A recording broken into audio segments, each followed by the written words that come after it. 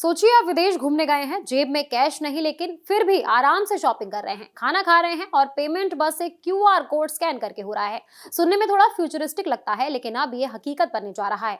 भारत और दक्षिण कोरिया के बीच एक ऐसा समझौता हुआ है जो विदेश यात्रा को पहले से कहीं ज्यादा आसान बना देगा। बात कर रहे हैं भारत और दक्षिण कोरिया के बीच हुए एक बड़े और काम के समझौते की। दरअसल दक्षिण कोरिया के राष्ट्रपति ली जे म्यूंग ने भारत का दौरा किया और प्रधानमंत्री नरेंद्र मोदी के साथ नई दिल्ली के हैदराबाद हाउस में एक अहम बैठक की। इस बैठक के बाद दोनों देशों के बीच कई समझौते हुए, लेकिन सबसे ज्यादा चर्चा जिस चीज की हो रही है वो है इलेक्ट्रॉनिक पेमेंट सिस्टम को जोड़ने का फैसला।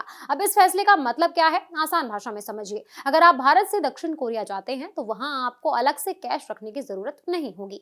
आप अपने मोबाइल से क्यूआर कोड स्कैन करके सीधे पेमेंट कर सकेंगे, ठीक उसी तरह जैसे भारत में हम यूपीआई का इस्तेमाल करते हैं। यानी अब विदेश यात्रा के दौरान कैश की टेंशन, करेंसी एक्सचेंज की परेशानी और कार्ड की दिक्कतें काफी हद तक कम हो जाएंगी। ये कदम खासकर उन लोगों के लिए बहुत फायदेमंद है जो घूमने, पढ़ाई या काम के लिए दक्षिण कोरिया जाते हैं। इस समझौते को लेकर दोनों देशों ने एक एमओयू साइन कर लिया है। इसका मकसद है दोनों देशों की डिजिटल पेमेंट सिस्टम को आपस में जोड़ना, ताकि लोग आसानी से पेमेंट कर सकें।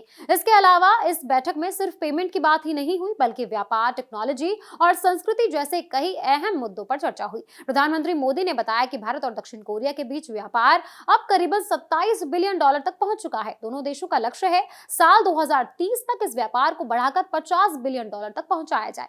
इसके लिए कई नए फैसले लिए गए हैं। दक्षिण कोरिया के राष्ट्रपति ने भी कहा है कि आज के समय में जब दुनिया में अनिश्चितता का माहौल है, ऐसे में भारत और कोरिया मिलकर बेहतर साझेदारी कर सकते हैं। उन्होंने खासतौर पर जहाज निर्माण, आर्टिफिशियल इंटेलिजेंस, फाइनेंस और रक्षा जैसे क्षेत्रों में सहयोग बढ़ाने की बात कही है। इसके साथ ही दोनों देशों के लोगों के बीच रिश्ते मजबूत करने पर भी जोर दिया गया है। एक और अहम बात जो इस बैठक में सामने आई वो ये थी कि दोनों देशों के नेताओं ने मध्य पूर्व में चल रहे हालात पर भी चर्चा की। उन्होंने माना कि वहां शांति और स्थिरता बहुत जरूरी है, क्योंकि इसका असर पूरी दुनिया की अर्थव्यवस्था पर पड़ता है। कुल मिलाकर ये कहना गलत नहीं होगा कि भारत और दक्षिण कोरिया के बीच ये समझौता सिर्फ एक टेक्नोलॉजी अपडेट नहीं, बल्कि ये दोनों देशों के रिश्तों को और मजबूत करने की दिशा में बड़ा कदम है।